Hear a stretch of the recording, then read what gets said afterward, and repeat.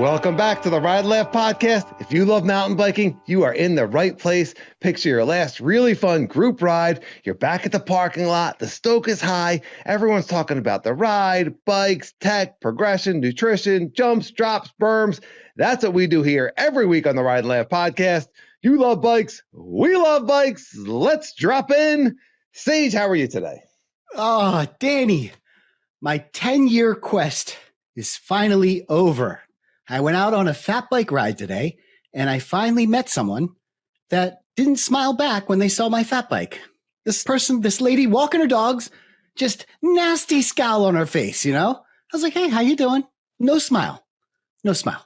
And because this was your quest, little did she know she made your day. You're like, you didn't smile at me, and you just made me happier than ever. Total backfire. Total backfire. Her grumpiness totally backfired on her. She's like, what is this guy so happy about? And only getting happier. Yeah, little did you know. That's right. You fulfilled a quest. I was like, do you mind posing for a picture for me while you're in your grumpy state? Thank you, ma'am.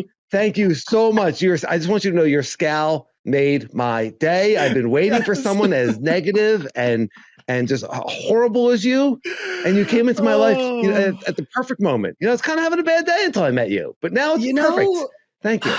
Yeah. Who doesn't love a fat bike? Come on, man.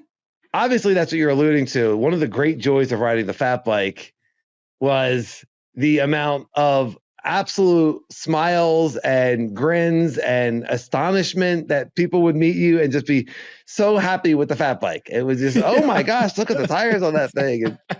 Yeah, I know. Whew. Yes, it was a good ride though, Danny. It was a good ride.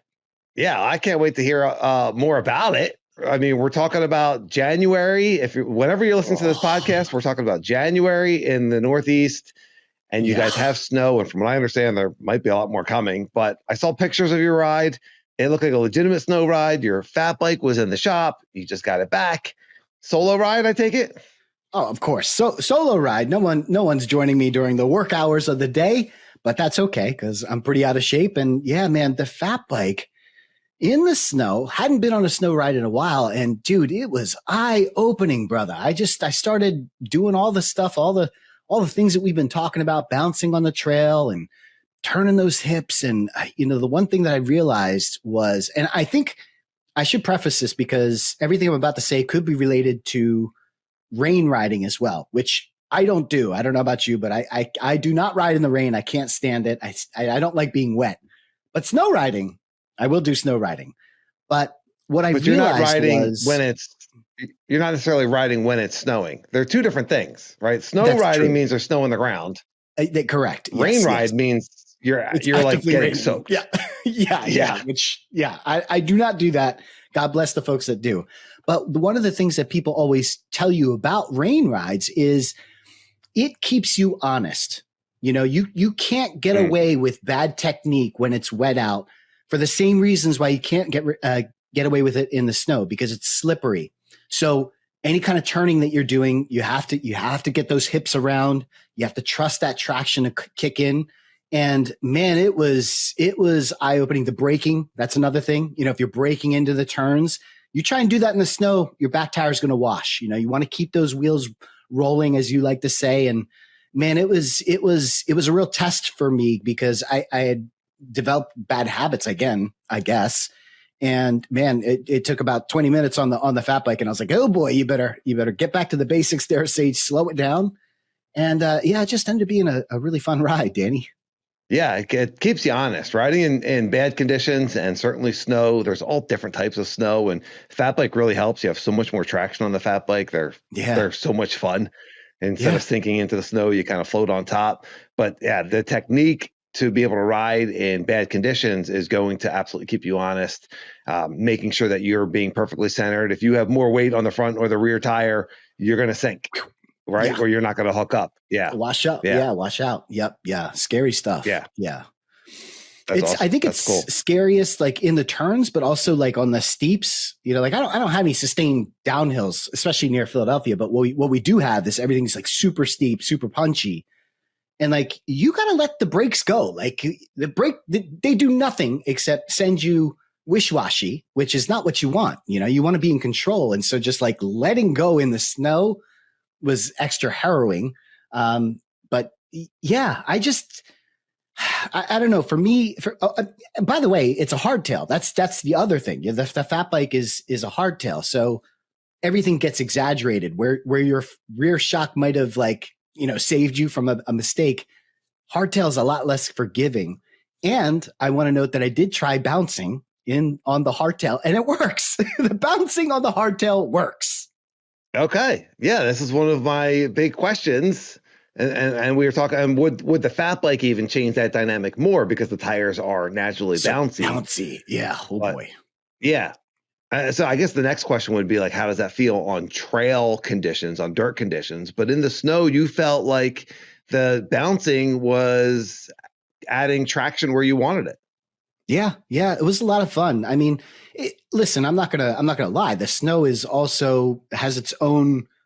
It's going to get you. It's going to get you whether you're doing the right technique or not. Sometimes you're going to get a patch of, maybe it's a little bit slicker. Maybe the sun's been kissing it. Who knows?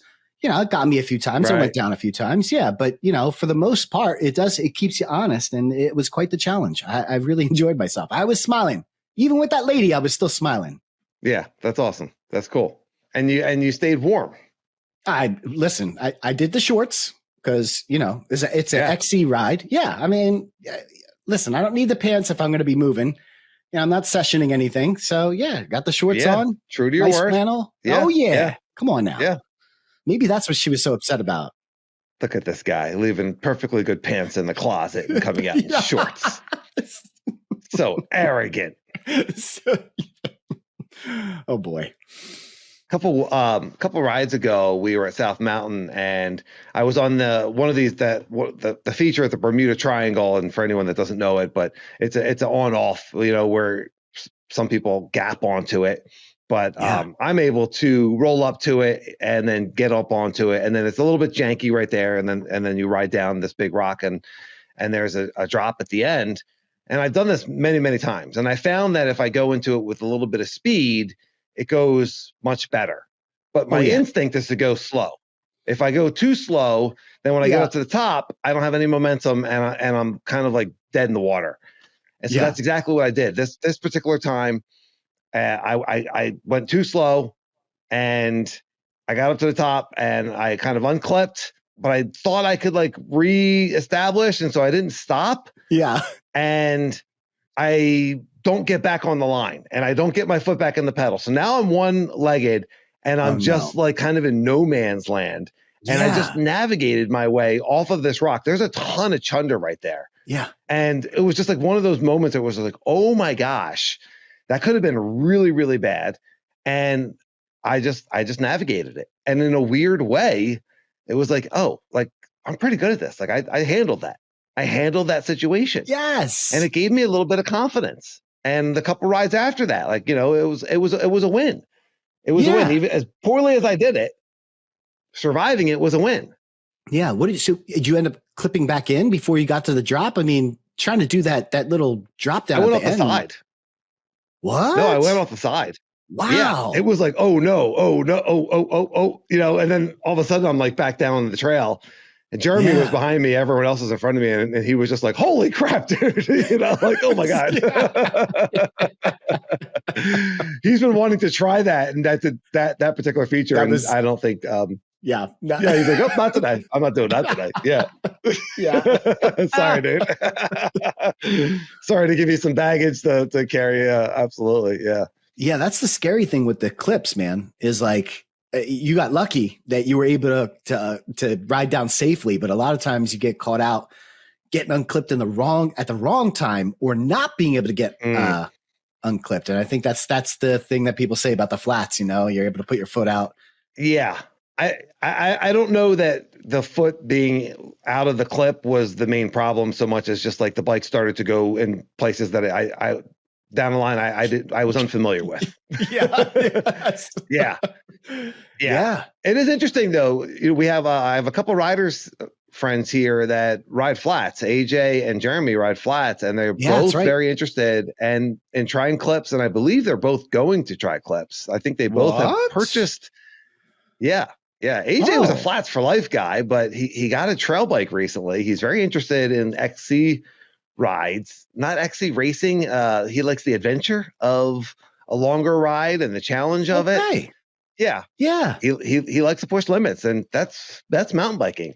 So yeah, if you're going to do longer rides and you're going to do technical rides, and Jeremy's been riding South Mountain with us and doing the technical climbing, and he's like, I think you guys are all clipped in. Like, I think I want to try this. I'll be darned, making a comeback. Yeah. So I have the clip-in pedals that have a little bit of a platform on them. Yeah, that's right. Right. I have the Shimano, whatever their enduro pedal has a little bit of a platform. We used to ride just like it was just the clip. I remember the egg beater, the Crank Brother egg beaters back in the day. There's no platform. There's just the clip. Yeah. And I used to break those things. You'd just be riding, and the spindle would just be attached to my foot. The clip would be attached to my foot and not attached to the pedal. Especially in single speed days, they weren't robust enough. But my point was going to be, when you're in, even with the platform, I feel like there's a mental thing when I'm unclipped. There's just like a mental thing that like I'm not in the right position. You know what I mean? Okay. Yeah. No, like I don't. My foot, if it's not clipped in, on the, so you're riding clipless pedals. Yes. You're unclipped and you start to do a downhill. Yeah. So your foot is still on the pedal, but it's not clipped in. Correct. So like I feel like that gets in my head so much that I lose more control than I should. You know what? I think I got confused because I thought you were going to go somewhere with the platform part of it.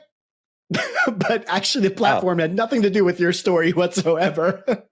Do you want to should we have your conversation now? Do you want to have what you thought I was going to say versus and what you had prepared? You prepared a whole response based on something I didn't say. Ruined. Yeah.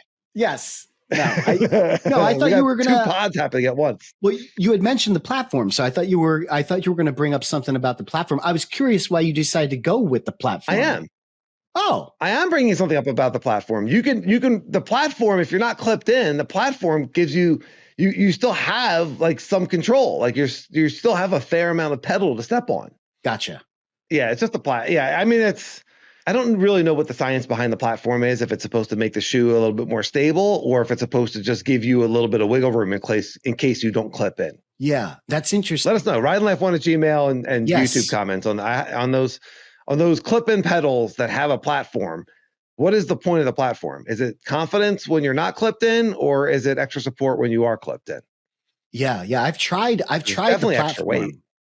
It's certainly extra weight. Yeah. And I've tried the platform. I didn't notice any different because the platform is actually bent down. Like the clip part has to be higher, obviously, so you can clip into it. And so the platform, yeah. So my foot was barely touching the platform, so it didn't add any stability for me. So I was just like, next time I had to order clipless pedals, I just got the ones without the platform. I didn't know if you had noticed a difference. Like, yeah, these are, I could definitely feel it under my foot. Like it definitely feels like my foot has more surface to kind of sit on.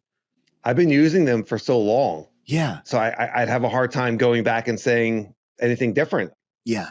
Dude, your foot is massive. Like I have very tiny feet, and there's not much mass there. Yeah. I don't need the extra platform, bro. You got this massive clown shoe, you gotta support that.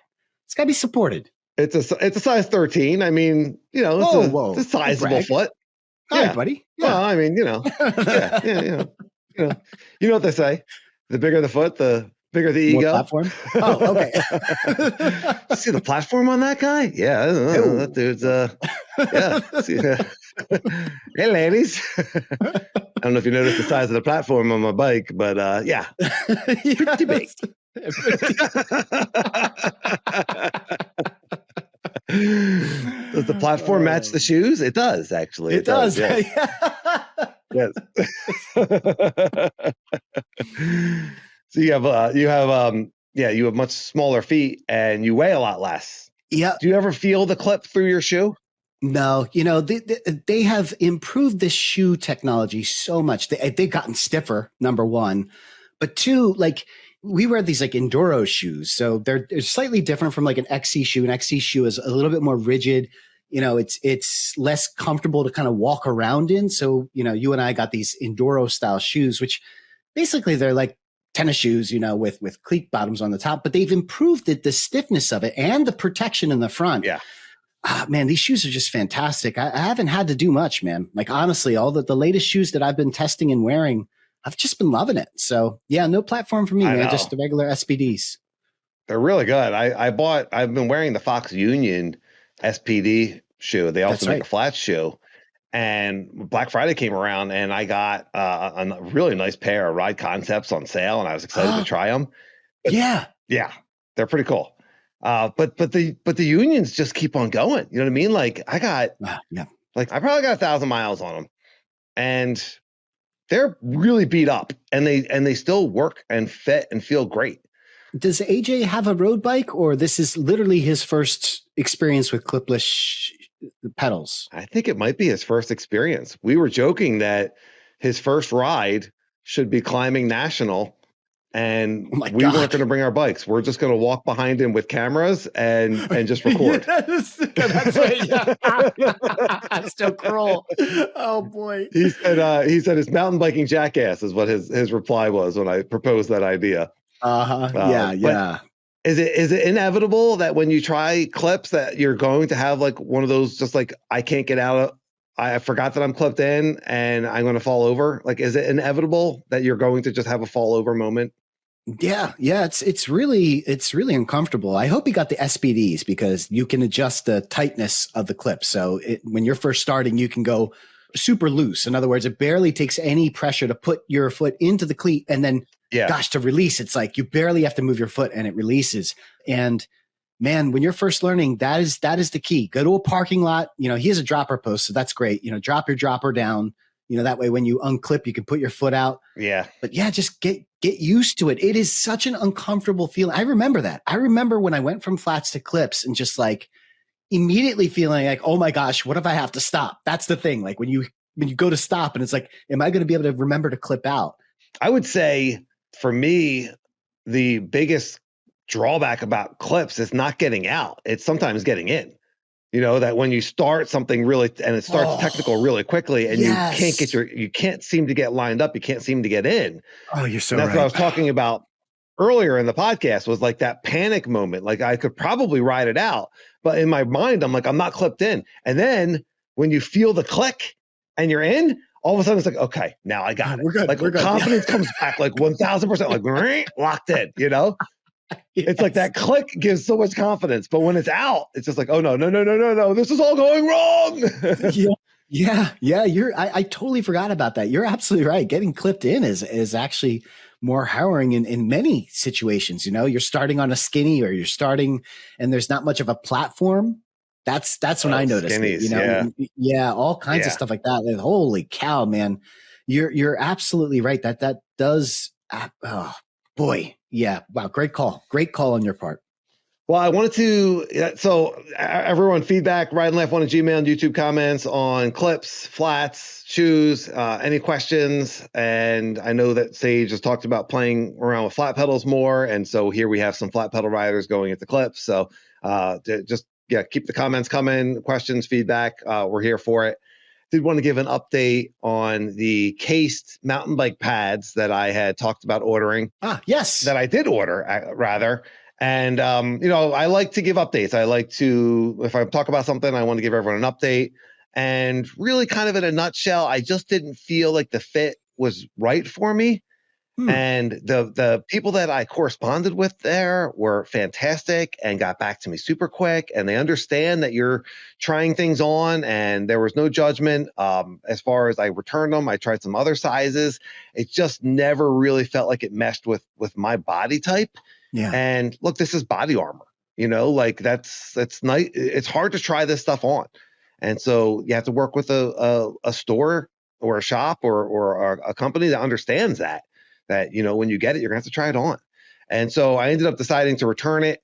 I'm really curious to see what they're going to come out next renditions. And some of the stuff did fit me better than other stuff. And I was like, kind of had return remorse. Like maybe I should have kept that. So we'll see if I decide to maybe give them another shot in the future. And I talked about it last week. I went down twice and got my elbow and my knee, and I was wearing pads. Right. But they're trail pads. You know what I mean? Like there's only so much they can do. The Arizona ground is very, very hard. This cased, this stuff is like much more robust, but it's also much more robust. Like you're also wearing a lot more stuff. It was like really significant. Yeah. Oh, that's a really good update. I would be curious to see, if they come up with other versions. I as you know, I don't ride pads.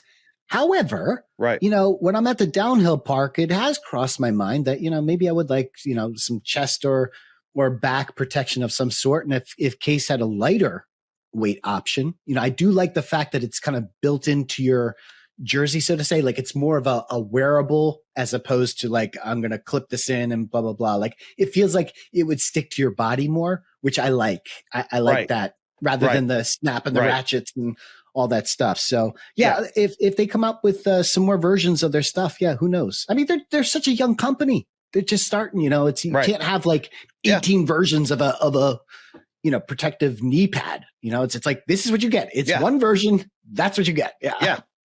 But I will say, if you're curious about trying them, like they were super responsive and super cool. So if you're curious about trying them, I'd say go for it. They're really affordable. As far as pads go, trail pads go. I'd say give it a shot and see if they fit you right. And if they add confidence and they're comfortable, that's a home run because they're quite robust. And I'm kind of curious from our listener standpoint. I wear the G form. I have their X3. I just got their X4, so their newest version. I haven't worn those pads as much and I haven't crashed in those. Since I'm done crashing, I'll probably never know, but I have crashed in the X3s quite a bit. I've given those a lot of tests. And it's funny because Jeff Windsor, he wears the Troy Lee knee pads, and like they're starting to wear out. They were starting to fall down, and he was like, I guess I got to get another pair. And this is the only pair I've seen him wear since I've met him. I don't remember him like crashing on them and scratching them up. And, like he just wore them until they lost a little bit of elasticity. Me, I'll break them. So I crashed. I think the hardest thing with the elbow pads, and this is kind of where like something like the case really made sense, but like the hardest thing with the elbow pads is that they have to be fairly tight so that when you crash, a lot of times you're sliding, that they don't slide out of place. Right. And, that's what happened. Like the G form fit me well. I wear a medium, like, so they're really tight. They did slide a little bit. And I don't know if like the wound is like from the friction of the pad to my skin, or it was just like that impact was hard enough that it still broke the skin. I know it would have been a lot worse if I wasn't wearing the pad. I'm glad I was wearing the pad. The pad did something. It's just not doing everything, and something like the cased might be like, wow, I really walked away from that without anything, which would be really nice. I just realized you didn't explain what cased was. It's essentially, they have a long sleeve shirt and a short sleeve shirt. And when you put it on, it has a chest protector and a back protector built into it. It has shoulder protectors built into it. It has elbow pads built into it. The pants, when you put them on, have hip pads built in, tailbone protector, knee pads that go all the way down to your shins. Like everything is just, it's all wearable. So it all moves with you. With regular pads, it's just tension. So when you pull your knee pads up, they have like grippies or maybe Velcro to tighten them, and they can fall down. If you're wearing it and it fits right, then everything should, in theory, kind of stay in the right place, no matter how much you're moving around. And in mountain biking, especially mountain bike crash, there can be a lot of moving around. Their padding was very robust. It was very robust. I bet it would be quite confidence inspiring if you were wearing that at like downhill park, or if you were shredding on an e-bike. That's what I was thinking. I was like, when I get my e-bike, those pads went on sale. Their advertisers were excellent. Would you rather spend $200 on pads or $14,000 on a hospital bill? And I was like, I've done both of those already. I'll go pads. I'll choose the But excellent point in just describing what they are a little bit for anyone that's just tuning in, and go back and listen to all our other episodes. They're so good. I mean, come on now. Yeah. Right. Yes. Just one better than the other. And they build on each other. Yeah. What do you think? Where we're not, though? We're not trendy, like you and I don't follow trends, mountain bike trends. I don't think I'm trendy like at all. in my No, life. You know what I mean? Like I put on jeans the other day and my kids were like, Dad, like they're too skinny. Like baggy jeans are back in. I was like, gosh darn it. I knew it. I just got I remember when I got rid of all my baggy jeans and I was like, yeah, I liked all these baggy jeans. I kept them forever. And eventually it was just like, you know, I looked like an idiot because everyone's wearing skinny jeans. So luckily I don't have to wear pants out here. Oh, yes. So, there you go. Arizona. Almost never wear pants. And I just throw on a pair of joggers. You know, I'm a work from home guy, so I got it pretty good. Yes. But no, trendy. Yeah, we don't, no, we don't really do the trends. But that's good. We're like, we're steady. We're steadfast, my friend. I wonder, is there a mountain bike trend that we... Here's a mountain bike trend. Here's a mountain bike trend. This is why I found the AJ going back to clips to be so interesting, because I don't see anybody riding clips anymore. Like, people are always astonished when I show up and I have clips. Like, most everybody that I know is on flat pedals. At least that's been my experience. Really? Oh, yeah. But listen, in my defense, I don't do where as you're much riding. Well, not only that, but I don't do as much XC riding. So like all the XC buddies that I had, you know, we don't really ride together too much anymore because I'm doing more sessioning. So I guess that, you know, that ushers in a whole different kind of a crowd. And the enduro crowd, there are hardly any clip people, you know, like I think there's levels, right? And like the level, like this sport to like semi-pro, I think most of those folks are pretty much flats. You know, when you get into like the super pro, you know, the Loic Brunis, you know, the Benoit Collonge, like those guys are probably all clipped at that point. Like I was talking to Ethan, he's like, yeah, we're all clipped at that level. It's harder to find folks on flats. But man, if you're not, you know, super pro making money, you know, I think the flats is where it's at. That's interesting. Yeah. Well, I think the clips are stable. It's more stable at like supersonic pro level downhill speeds. Is that what?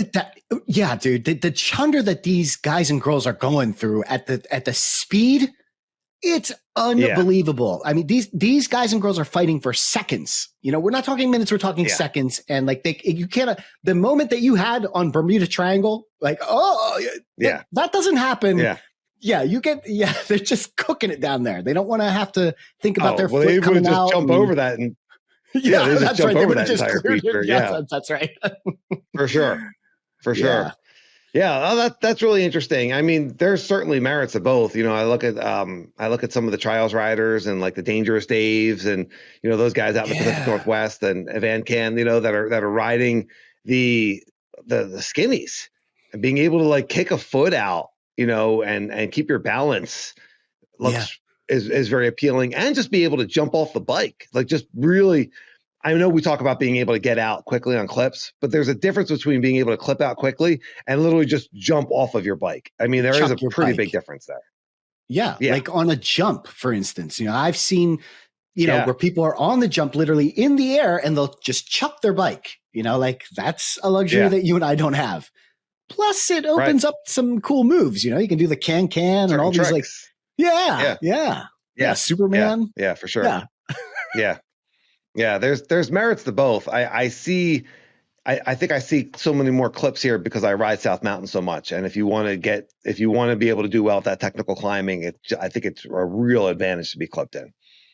Well, I enjoyed the downhill with my clips on South Mountain because it's so chundery. Oh, that too. I don't want to think about, you know, is my foot in a wedge position or do I have my heels dropped? You know, I'm going that fast and, you know, you're hitting the chunk. I just want to know that my foot's in there. So listen, clips is just what I'm used to. And this is why I want to try the flats again, because I know that I've gotten lazy in certain spots. So good technique is good technique. You know, and it doesn't mean that if I learn it on the flats, I can't translate it to clips. And it doesn't mean that if I'm on the clips, I can't learn it to the flats. So let's get it all done. Yeah, absolutely. I agree. Unlimited. Yeah. Okay. We are reviewing episode 33, Stop Doubting, Start Sending, How to Trust Your Skills on Big Mountain Bike Jumps and Features. And we got some great comments. So Danny Wilson wrote in, guys, I love your mindset insights. It's one of my favorite things about the podcast. One of many things I took away from this is looking back and remembering how far you've come. Celebrate all those wins instead of focusing so much on the current losses. Thanks, guys. And I really loved your response. You wrote back, yes, I love that too. It's like a mountain bike yearbook of Stoke. Yeah, that's right. I really like that. And it started to make me think about like a ride and laugh mountain bike journal where you keep it in your car and you write down the wins after each ride. Just a couple of wins. Maybe it's something that you did, maybe it's something that you walked away from, but you felt good about it. And you just kind of like keep notes, maybe a little, hey, I tried bouncing here, like just a little journal. Yeah. And then we can call it the mountain. I like that yearbook of Stoke. I just think there's something there. I guess we're pretty lucky in that we have this pod and we have, I have that channel. Like I pretty much document all my Stoke, like it's not, I don't need to write it down. Like I usually have it on video. And man, if I'm feeling down and out, I'll just go watch some of this pod or I'll watch some of the channel. And it's just like, holy crap, I can't believe where I started to where I am now. And just like the progression has been unreal. It really has.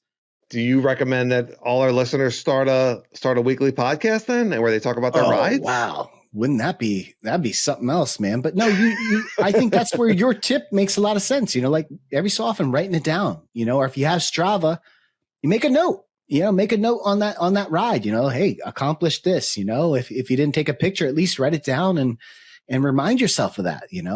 It's important. It's important when you're pushing hard. And the problem is when you fail and you just, everything around you just collapses and you're like, I'm worthless. I'm this, I'm not that. And go back and look at what you did. And it's like, holy crap, you're not those things. You just had a bad day. That's it. Yeah. Right. Or a bad month. And that's on and off the bike, and I really, really noticed this in my off the bike behavior and insight and mindset, because I do keep a gratitude journal. And for a long time, probably for a year or more, it was a daily journal. I still wake up and do like a little meditation every morning, a guided meditation or something to raise my vibe and start my day. And I still write in my gratitude journal, probably 3, 4, 5 times a week, so it just depends on what's happening. But the great thing about that is going back, I flipped back to January last year and I saw what I was writing and what I was manifesting at that time, what I was hoping would happen, where I was and what I wanted to happen. And it's pretty good. Like where I am now versus where I was then, it's light years, man. Like it's light years. And I have so much gratitude for the path and just trusting that it's going to work out, just take so much stress off in life and on the bike. This is going to work out. I don't need to worry about it. We talk about giving features power because we're thinking about them when we're not at them, like trust your future self. When you get there, you're going to deal with it. And looking back at this gratitude journal, I was just like, I said to my wife, I was like, we've come a really long way and things are pretty good right now. Just want to point that out. It's easy to kind of forget. Yeah. Wow. Yeah. I didn't think about that part of it, that the struggles that Lauren has had to go through, and consequently your family had to go through all of this. And you're right. You've come a long way. It's really neat that mountain biking, crutch is the wrong word, but like you don't want to expect anything from your ride, but mountain biking is therapy for a lot of us, and when you're struggling in your life, mountain biking is the ultimate drug. It is really good, but it's important not to like, throw all your beans in that cart, because that's right. Also not healthy, Yeah. Yes. We've done that. We've been there. We've both have been there where we're counting on the ride to make us feel better. And, and that really almost never works. If you go in with the mindset of like, this needs to make me feel better because I'm having a bad day or I'm going through a difficult time, it almost never works. If you go in with the attitude of like, I'm going to go do this thing that I love and see what happens, there's a really good chance that you're going to go and have fun. And certainly for me, my wife had her cancer and it got really bad and, several surgeries. I mean, it was just a lot. And we had some other things happen with some other family members at the same time. And I was moving and I was selling a business and I moved across the country and I got kids. And, mountain biking like brought me into like new friendship circles. It kept me moving. It kept me like doing something. It was a couple hours of sanity and fun. Of course, the podcast and talking about it. But Yes, there, sir. it has been there for me, and through all these difficult things, it's also been there to show me and to show everyone that anything's possible, that like, oh, I can get that climb, or I can do this downhill a little bit faster, or I can get this feature, or I can start to jump, like anything's possible. So on the bike, in life, flow on the bike, flow in life, that's what Ride Laugh is all about. And zooming out, being able to see how far we've come is a huge tool that all is in all of our tool chests that we should be using. And I think writing down our wins, and maybe even like writing down our struggles, if you just have a notebook in the car or something like that, I just think writing it down, there's more of a permanency there, there's more of a power there, and then in the mountain bike world, when you start to have those if you have those moments like I did, where you're having all these fails and these falls, and it stops being fun. You really pulled me out of that when you were like, look, on this very podcast, and new listeners, you can go back and listen. Danny, you're a good rider. I'm looking at video of you. I've seen you do this. I've been riding with you a long time. You are good. You're good at this. You're just in one right now. So, but that you could, if you don't have someone to tell you that, you can also kind of tell yourself. You can go back and be like, oh yeah, there was that day that I did this, and I felt awesome. Some of these drives back from a ride where I did something for the first time, I'm on cloud 9, man. Like, Yeah, man. I mean, I just feel like I got the music going, I got the windows down, and I did a feature that I never thought I would do, or I did it better than I ever did before. And I'm confident, or it was just a great ride, and your friends were, with you, whatever it was. Some of these drives back when I'm done a ride, like I just feel I'm on top of the world. Yeah, Capture man. that. I know that it's such a special thing, and how you weight things in your life really makes a huge difference. We talk about being present in the moment. I really struggle with that in my regular life. On the bike, I do it really well. I'm just, what's happening right now in front of me. That's my focus. In my life, maybe I got too much free time, maybe not enough actions happening. My mind wanders, and it's too safe. Very difficult. Yeah. It's too safe. That's right. Yeah. You need gnarly stuff happening at you. Yeah. Life and death happening at you all the time. Right. Yeah. Yeah. I know. But the expectations part of it it's just huge. It's so pointless. When I did that ride with Sears, and the whole ride up there, I kept like visualizing. This is different from expectations. I was visualizing doing that road gap. I was like, man, if I'm feeling really good, I'd love to, ever since seeing you and Steve do that, like, it's just been on my mind. Just like, I know I can do it.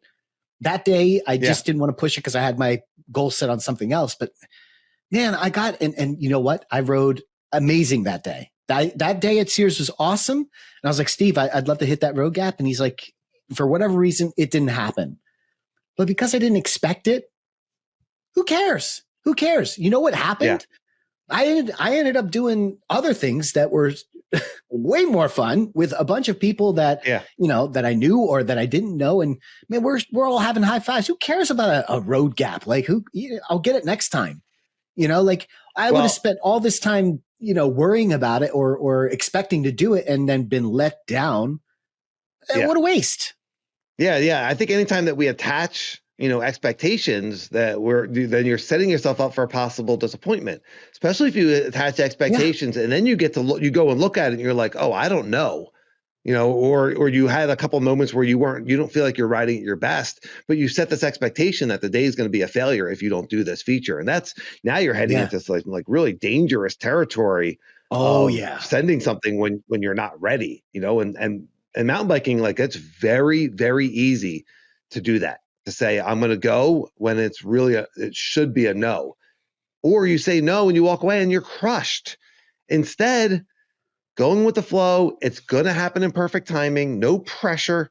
You know that's in your wheelhouse. Just like the tree gap. We talked about the tree gap last week with me, right? Yeah. I know that's in my wheelhouse. I look at that. I can see that happening. I know that I got that. I saw you do it. I saw Chris do it. I saw Jeff Jackson do it. I've seen AJ do it. And the big gap at the bottom, that's in my wheelhouse also. But I'm not putting any pressure. It's going to be when I'm comfortable, when I'm ready. And if I don't do it, I'm not judging myself in any way anymore, because I did. Go back and listen to a lot of these podcasts. I get in my head. I judge myself and I set expectations, and then I'm unhappy. And that's not what it's about. It's like you said, being present, bringing that presence to the ride, and really being grateful for whatever that ride provides. And it's going to provide exactly what we need. It's going to be the perfect ride for you if you just allow it. Yeah. I know that I told you this before, but I didn't tell our YouTube. I saw this Instagram post, and we're talking about judging, having judgment on ourselves. I saw this Instagram post, and I'm not going to read it verbatim because I don't have it in front of me, but the basic gist of it was the gentleman or lady was saying that there's only two people in the world that you need to be impressing, or, and it's the 4-year-old version of yourself and the 80-year-old version of yourself. The 4-year-old, they just want to have fun.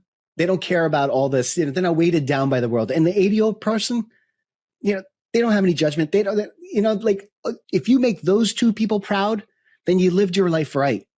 And I thought, wow, that's so cool, because I'm often judging myself, but I'm also like pitting myself against other people. I find myself doing that sometimes, like, oh, well, if he or she's doing it, then I should be able to do it. And none of this, none of this. That's it. The 8-year-old version of yourself and the 80-year-old version, that's the only two people that you should be doing anything for. At the end of the day, if they're happy, then you're happy. I absolutely love this. I do have to point out that the 4-year-old just became an 8-year-old. So which do you want to go with? Let's go with 8. You want to go with 4? 80 sounds better. 8 yeah. and 80 sounds good. Yeah. I was a little surprised it went 4 and 80. I thought we were going to go 8 and 80 when you were talking about it. But then I was like, okay, 4. But then all of a sudden, like, he aged 4 years. It's just like, amazing. Leap year, baby. I don't know what happened there. That's right. Yeah. Semantics aside, I absolutely love that. Like, the perspective of our little child selves is fun. And what would you say if you met your 8-year-old self, or your 4-year-old self for that matter, right? But what would you say to that little child? What would you say to that kid? Current you meets the 8-year-old you. What would you say? Oh, you're asking me. Yeah, what would you say? That was rhetorical. I actually would rather not speak to him. The whole time travel thing just really freaks me out. Like, I just speechless. Yes, I got. Like just looking into this like blank stare at your face. I'm like, oh, he wants an answer. Yeah. The Cubs are going to win the World Series in 2017. Put everything you have. That's the plot to Back to the Future. Yeah, I'd probably tell that 8-year-old person that you're going to go through a massive struggle in your life, a massive loss, many losses, and you're going to be okay, and you're going to pull through, and you're going to be amazing. And that's it. And you keep it that simple too, because that's how simple it needs to be. We overcomplicate things, we overthink things, but it's literally that simple. It's exactly what I was thinking. I was answering the question in my head, except that I was actually speaking, whereas you were just like being weirdly mute. But in my head, what I was saying to the 8-year-old little daddy was essentially, it's all going to be okay. Everything is going to work out. You don't need to worry about it. You don't need to stress about it. I'm great right now. You know what I mean? Like, right now, wherever you are, in the car, at home, working out, on a ride, like in this right here moment, we're good. We're good right here in this moment. Put all the worries aside. Everything's going to work out. So that's what I felt like when I'm approaching the little boy me. And then the 80-year-old self, no one lays on their deathbed and says, I had a pretty good life, but I never got to send that road gap. It just didn't work out, and I wasted it. It's the moments that we have with friends. It's the moments that we have where we feel good. And so let's reach for those feelings. Let's reach for feeling good. We're worthy. Yeah. We're worthy. Feel good. And the 80-year-old self is going to be proud of the current you, however old you are, listener and sage. That's right. And for following your passion and living a good life and being a good person and riding bikes and having fun and making connections. And we all come together. The 8-year-old the current you and the 80-year-old, and we all give each other a big hug from the front. No awkward rear hugs with your that's right, other versions of yourself. And that's a beautiful thing. It's a beautiful moment. I love that you brought that up. So thank you. That's really cool. Ride and Laugh One and YouTube comments, if any of this resonates with you, or if you have any questions about time travel, flux capacitors, but jokes aside, certainly if any of this resonates, and we've had some awesome comments, we've had some like really, really insightful comments, or if there's anything that we can help you through from a mindset perspective, we're here for that also, as are some of our listeners. If you want to put it in YouTube comments, or you can put it in the Gmail, but we've had some awesome messages, and some I just can't get to all of them, but just like our listeners are awesome. So we're here for it. Yeah. I'll say one last thing, and I'll and we can move on, but like, the comments, they really do mean a lot, because, oftentimes when we're going through this, and I'm sure other people can relate, you often feel like you're going through it by yourself, and me personally, like I do go through many fits of loneliness, and being able to talk to people and people sharing their stories and their experiences, like, okay, I'm not a weirdo. There are other people that are going through this, and more importantly, those people are sharing their advice and their stories with you. And it's like, okay, there's a way out. And there's always a way out. If you're struggling in life, or if you're struggling on the bike, there's always an answer. There's always a way out.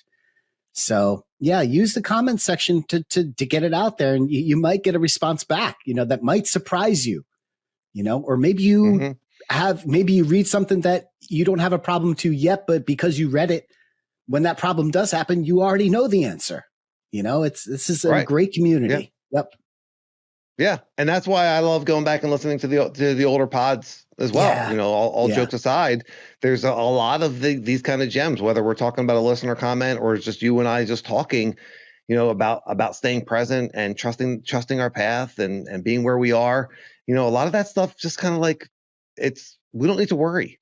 Yeah, we don't need to have anxiety. Yep. Whether it's on the bike or in life, like like things are going to work out for us.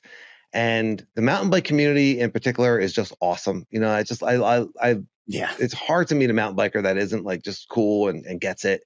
It's just like something about mountain biking and people that mountain bike is just like, it just draws in like really, really solid people. So, we're all in this together. I believe everyone on the planet, we're all in this together, but certainly the mountain bike community is we're all here for each other, and we can relate. Whatever it is that you're going through, I said we're here for it. We're here to help each other, and the listeners have helped you and I, and people are listening in on our conversations, very frank conversations, very open and honest conversations.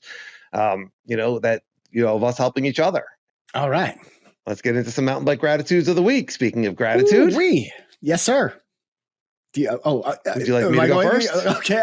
I thought that awkward pause again. I was like, I don't know if you were still in mute mode or not. You know what I mean? Like hit that talk button. This is a podcast, for Christ's sake. Don't just stare at me. Come on, man. Let me explain this. I ask a question and you answer it. Yeah. I don't ask rhetorical questions. None. All right. It's like a ride. You fumbled a little bit. You fumbled a little bit in the beginning of the ride, and now you're questioning your skills. Trust it. Skills are in there. You got this. I'm clipping back in. I'm taking the reins. I'm clipping back into my pedals. I'll do the gratitude. Here we go. My gratitude goes back to my ride today that I did on my fat bike, as you referred to. My bike was in the shop for a really long time, and the gratitude goes out to the boys at Keswick and Keswick Cycles. Yes, Keswick Cycles in Paoli. Yes. And Mark, who actually has his own company, VeloFix, who used to work at Keswick Cycles. And the reason why I'm bringing Mark up is because Mike and I were really struggling. I have a cush core in my fat bike tire. And if you know anything about cush core, they're a pain in the rear end to mount your tire. But listen, they weren't meant for fat bike rims. And it is really hard to get this fat bike tire mounted on this. And Mike and I are struggling with this. And Mark came over he just happened to be visiting the store because he used to work there, and he got on that thing. Man, he had that sucker mounted up, and boy, he was quick. He was so quick. Mike and I were just like looking at, we're just like, had these like hearts in our eyes. Yeah. Hubba bubba, he really showed through. But thank you, Keswick and Mark. You made this ride possible. That tire held air, and boy, did I enjoy myself. So thank you to those folks.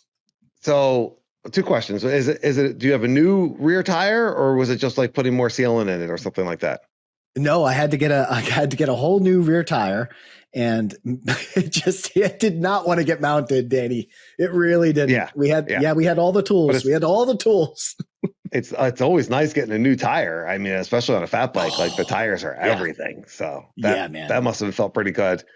And as far as Mark, I was going to Keswick Cycles for a long time. I started at their Glenside location, and then eventually they opened up Paoli, which was great because I lived in Paoli, and Mark was at both spots, and he was my mechanic for a long time. And I used him at Velo Solutions, which if you're interested, check out Velo Solutions. If you live in Southeast Pennsylvania, like he's got a van. He drives to your house and fixes your bike at your house. Yeah. I think they're national. Okay. Well, if you want Mark specifically, you got to be in Philadelphia area. But Velo Solutions, they may be national. I mean, what a cool concept. That if you don't have the time to get to the shop, and they will come to you. But yeah, Mark, great guy. So good. And just a fantastic mechanic. Yeah. So like just a wizard in the bike shop, and he's doing what he's really, really good at. And so that's really cool that he walked in at just the right time when you needed that extra special, like just wizard of a bike mechanic. And that dude knows his way around bikes for sure. Yes, he does. All right. Well, my mountain bike gratitude of the week, it really kind of goes to family. And you've talked about this before. I'm out in Arizona, and my family, my base family is here, but my extended family is now in Pennsylvania. And so my mom came out to visit, and she was here for about 4.5, 5 days. And my mom's awesome. She's 80. She's been through her own health thing. She had a hip replacement. When I first moved out here, she was having trouble moving around. I didn't know that if she was going to actually be able to come out and visit. And here we are a year later, and she's moving around really well. I'm so proud of her. She's doing awesome. It was really, really awesome to spend time with her.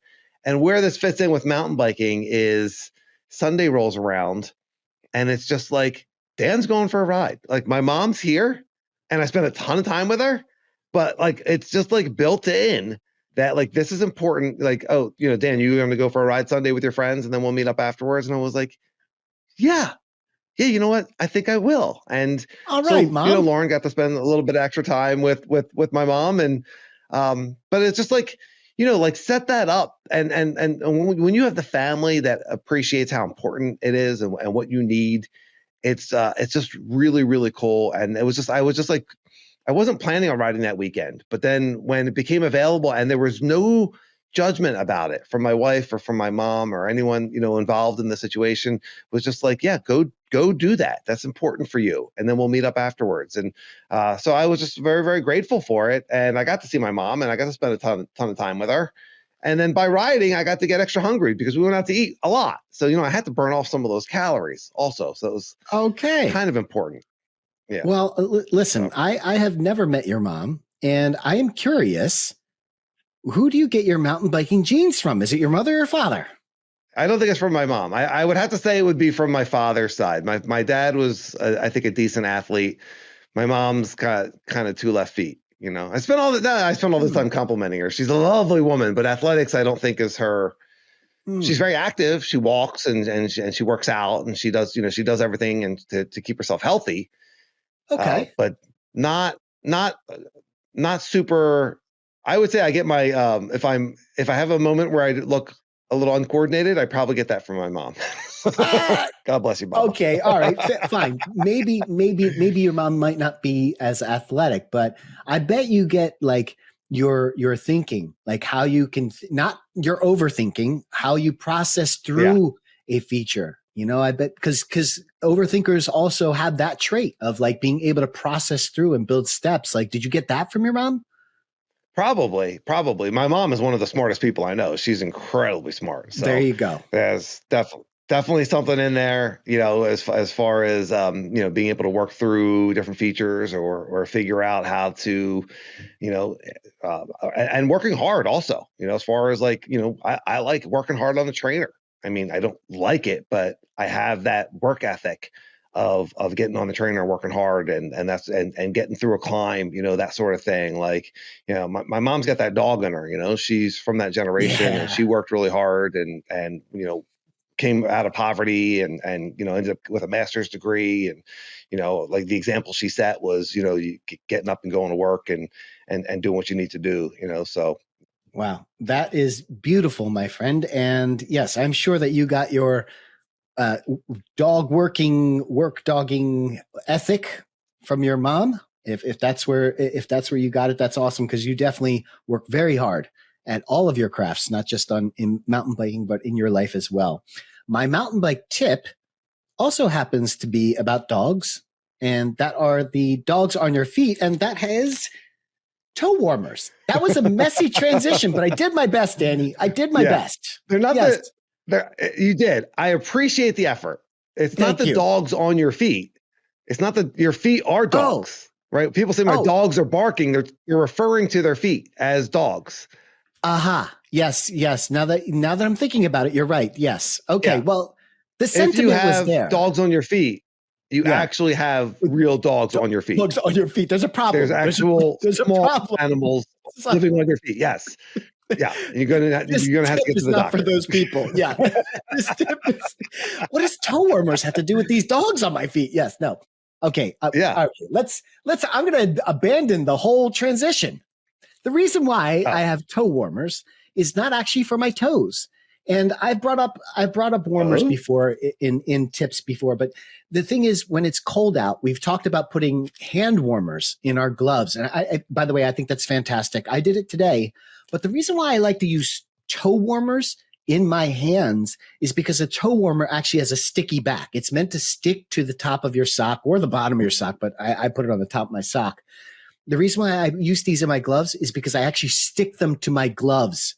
The problem with some of these gloves, especially mountain bike gloves, is they're so fitting. They're tight. You know what I mean? So when you put your hand on, it's hard to push the warmer into your hand, or if you put your hand in and the warmer's there, it gets stuffed down to your fingers, or it's never in the right place. The hand warmer is like a little bean bag. It's like a little sack. Exactly. It's got a little bit of thickness to it. Like it's something you would put in a pocket, probably like that would make a lot of sense. Right. And so you like to use the more flat toe warmers that have the adhesion. They have actually you could peel off and stick it. And so when you stick it to the top of the glove, is that what you're doing? Yeah. So before I even put my hand in, before I even put my hand in, I'll put the toe warmer and I'll stick it to the top of the glove so that when I put my hand in, it literally sits on the top. I don't have to worry about it. It's just already there. Doesn't move. It will move if you keep taking your hand in and out, but it's great.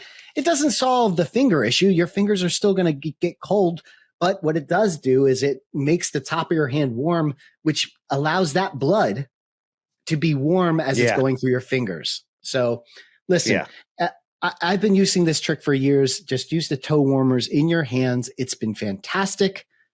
That is the mountain bike tip, my friend. I think that's a great tip. I was always a hand warmer guy. I always used the toe warmers in my shoes. I know. But I did use the actual hand warmer in my gloves. Like I felt like it got a little bit warmer. I don't know. I mean, if you're in a situation where it's below freezing and you're wearing gloves and you need the chemical warmers, there's a good chance that the first 20 minutes of the ride, you're not going to feel your fingers.